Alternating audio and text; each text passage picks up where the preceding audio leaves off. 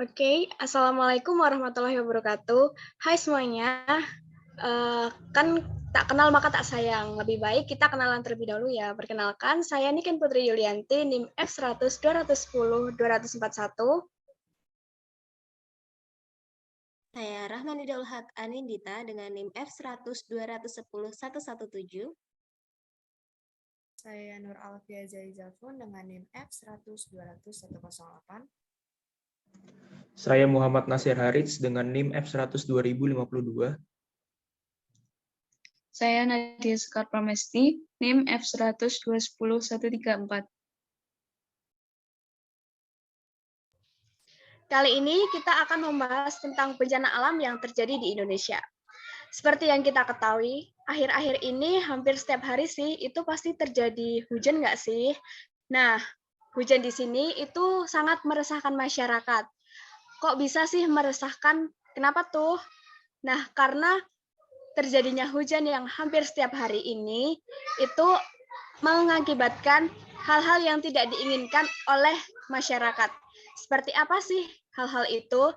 Nah, biasanya kalau di dataran rendah itu biasanya terjadi banjir. Sedangkan di dataran tinggi ini biasanya terjadi tanah longsor. Nah, kali ini kita akan memperdalam yang bagian tanah longsor. Kita masuk pada pengertian tanah longsor. Apa sih tanah longsor itu? Tanah longsor merupakan peristiwa terjadinya pergerakan tanah seperti jatuhnya bebatuan atau gumpalan besar tanah yang terlepas dari bagian utama gunung atau bukit. Tanah longsor umumnya terjadi di kawasan pegunungan. Nah, apa sih penyebab tanah longsor itu? Terdapat dua penyebab. Yang pertama ada dari alam, yaitu aktivitas gunung berapi, curah hujan yang tinggi, erosi, gempa bumi, lereng terjal, lapuknya bebatuan, kepadatan tanah kurang, dan susutnya air bendungan. Kemudian, ulah manusia, yaitu pengundulan hutan, penataan pertanian yang salah, tumpukan sampah, beban berlebih pada satu area, pertambangan, dan kebocoran air. Oke, untuk selanjutnya apa aja sih ciri-ciri wilayah rawan longsor ini? Oke, yang pertama ini ada wilayah yang berada di daerah yang gundul dan terjal. Selanjutnya, wilayah yang pernah terjadi tanah longsor sebelumnya.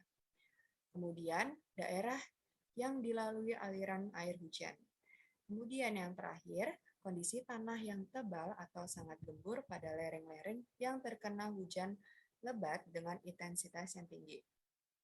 Untuk selanjutnya, adapun tahap mitigasi tanah longsor. Yang pertama, akan dilakukan pemetaan daerah rawan bencana. Kemudian, dilakukan penyelidikan penanggulangan daerah rawan bencana. Selanjutnya, akan diadakan pemeriksaan pasca bencana terjadi. Selanjutnya, pemantauan daerah bencana. Kemudian akan dilakukan sosialisasi kepada pemerintah daerah untuk masyarakat. Oke, sekarang kita masuk di bagian cara pencegahan tanah longsor. Di sini kami telah merekomendasikan ada 6 cara pencegahan tanah longsor. Yang pertama, dengan cara membuat terasering. Yang kedua, dengan tidak mendirikan bangunan permanen atau tidak mendirikan rumah kita, tempat tinggal kita di daerah tebing dan juga tanah tidak stabil itu kemungkinan besar itu akan memunculkan atau menimbulkan tanah longsor karena tanahnya bergerak seperti itu ya. Terus selanjutnya dengan tidak melakukan penebangan pohon secara liar. Kenapa sih kita tidak boleh melakukan penebangan pohon secara liar? Karena dengan kita melakukan penebangan pohon secara liar, kita akan mengurangi daerah resapan, di mana ketika terjadi hujan dengan curah hujan yang tinggi akan menimbulkan tanah longsor. Selanjutnya, dengan tidak menggali tanah di bawah lereng yang terjal, karena itu juga bisa berakibat memunculkan tanah longsor. Selanjutnya yaitu tidak membuka lahan pesawahan dan tidak membuat kolam bagian atas dekat dengan pemukiman warga. Dan selanjutnya dengan tidak membuat dengan membuat bangunan penahan jangkar dan juga piling. Next.